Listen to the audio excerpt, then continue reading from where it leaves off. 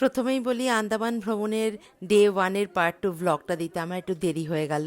আসলে সব কিছু নিয়ে এত বেশি ব্যস্ত হয়ে আছি যে ভ্লগে যে আমি এডিট করে ভয়েস ওভার করব সেই টাইমটুকুই হচ্ছে না।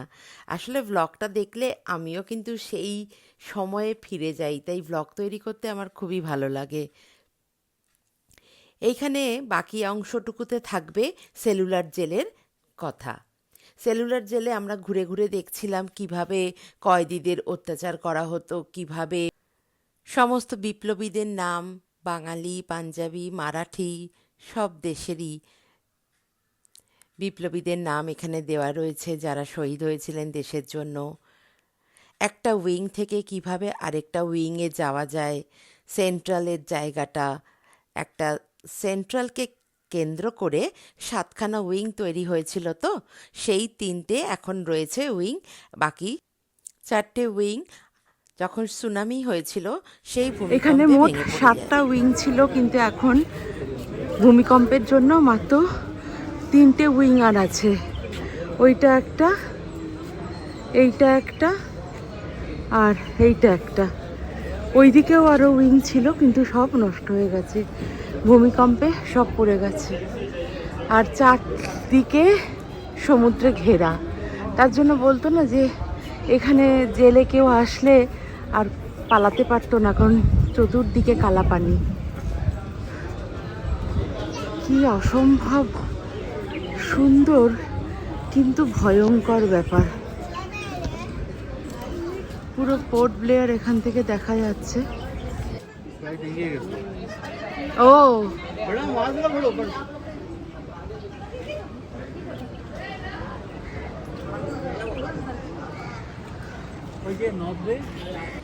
এইটা হচ্ছে রস আইল্যান্ড, আর ওইটা হচ্ছে বে নর্থ বে। এইটা ব্রিটিশদের হেডকোয়ার্টার ছিল, রস আইল্যান্ডটা।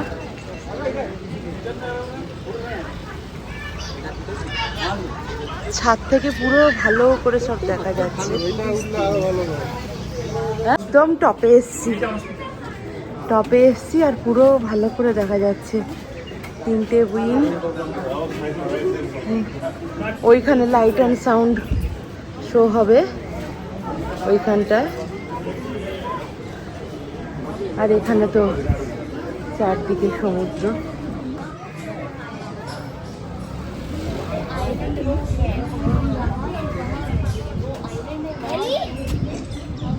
উইং ছিল, ওটা ভূমিকম্পে চলে গেছে। এখন এখানে হসপিটাল তৈরি হয়ে গেছে। এইখানে একটা ছিল, এই দিকটায় একটা ছিল। এখন এগুলো সব হসপিটাল হয়ে গেছে। এই যে আমরা এটাতে উঠেছিলাম, এখান থেকে পুরো দেখা যায়।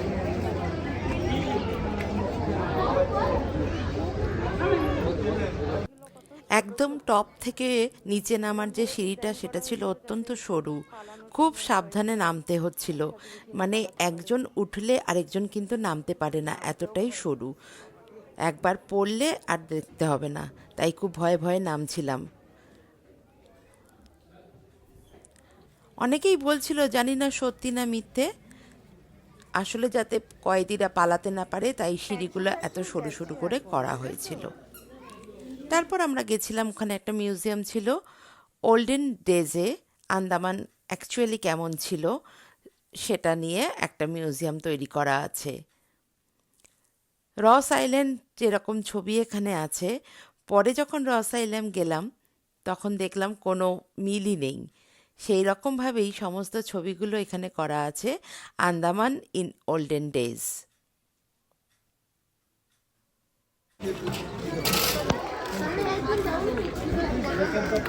সেন্ট্রাল টাওয়ার, এই একটা উইং, এই একটা উইং।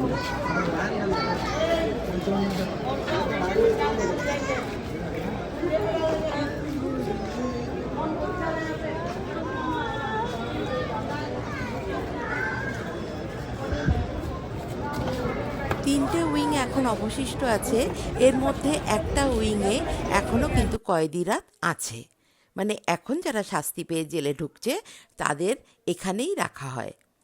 তারপর আমরা আসলাম, মডেল আকারে তৈরি করা আছে কয়েদিদের কিভাবে অত্যাচার করা হতো সেই মূর্তিগুলো।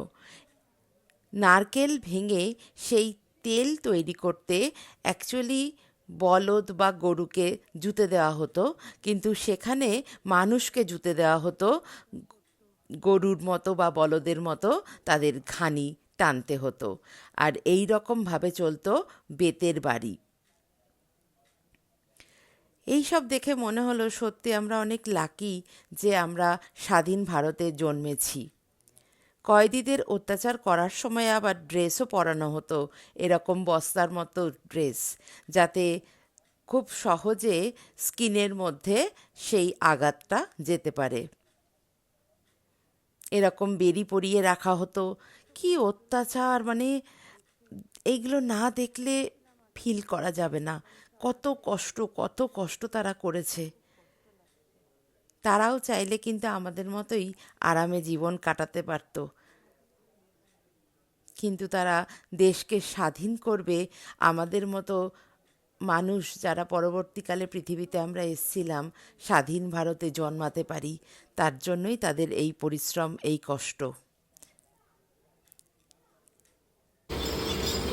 এরপর আমরা যাচ্ছিলাম একটা ছোট্ট বিচে, আর যাওয়ার সময় পোর্ট ব্লেয়ারের একটু অংশ তুললাম।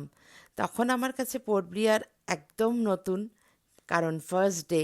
তারপর 7 দিন থাকতে থাকতে পোর্ট ব্লেয়ারও যেন মুখস্থ হয়ে গেছিল। আসলে ছোট্ট জায়গা, বারবার একই জায়গায় যেন ঘুরে বেড়াচ্ছি এরকম মনে হচ্ছিল। পোর্ট ব্লেয়ারও পুরোই সমুদ্র বেষ্টিত।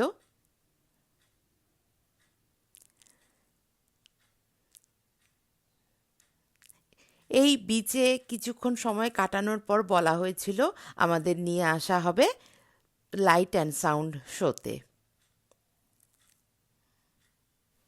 ও, তোমাদের তো বলাই হয়নি, আমরা অ্যাকচুয়ালি গেছিলাম একটা ডলফিন নামক ট্যুর অ্যান্ড ট্রাভেলসের মাধ্যমে।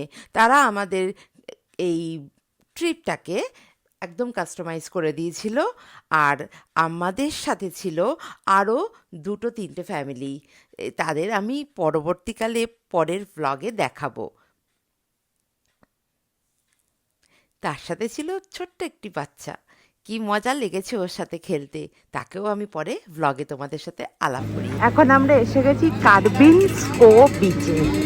এটা একটা ছোট্ট বিচ, কিন্তু খুব সুন্দর। আর বালিগুলো একদম হোয়াইট, কিরম না, হোয়াইট কালারের পুরো বালিগুলো। হ্যাঁ, খুব সুন্দর। ছোট্ট বিচ কিন্তু খুব সুন্দর। কার্বিনস ও বিচ। চলো একটু পা ভেজানো যাক। ভাবলাম পাটা একটু ভেজাবো, কিন্তু জলটা কিরম যেন ঘোলা ঘোলা লাগছে, আর এখন ভেজাতেও ইচ্ছা করছে না।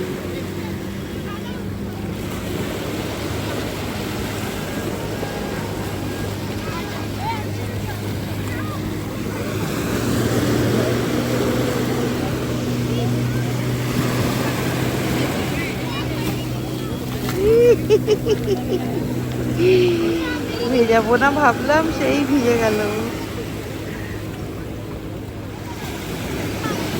এখন আমরা যাচ্ছি লাইট অ্যান্ড সাউন্ড শো দেখতে সেলুলার জেলে।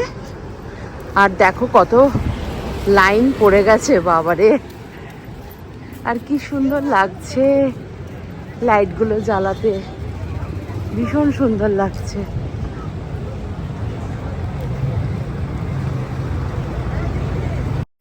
লাইট অ্যান্ড সাউন্ড শো তো তুলতে দেবে না, আমি একটু আগের মোমেন্টটা ক্যাপচার করে নিলাম। অ্যাকচুয়ালি শুনেছিলাম এখানে লাইট অ্যান্ড সাউন্ডে ওমপুরীর ভয়েস ছিল, কিন্তু লাইট অ্যান্ড সাউন্ড শো যখন শুরু হলো দেখলাম নতুন করে ওরা আবার ভয়েসটা রিভাইজ করেছে। কার গলা চিনতেও পারলাম না, আর সেরকমভাবে টাচও করলো না। যাই হোক, লাইট অ্যান্ড সাউন্ড শোটা দেখার পরে আমরা এবার হোটেলের পথে। আর সারা দিন প্রচুর টায়ার্ড, তাই এবারের ব্লগটা এইখানেই। নেক্সট ব্লগে থাকবে বে আইল্যান্ড মানে নর্থ বে আর রস আইল্যান্ডের মুহূর্তগুলো, অবশ্যই দেখুন। আমি খুব যত্ন করে খুব মনোযোগ সহকারে বানাচ্ছি, শুধুমাত্র একটা কমেন্ট আর লাইক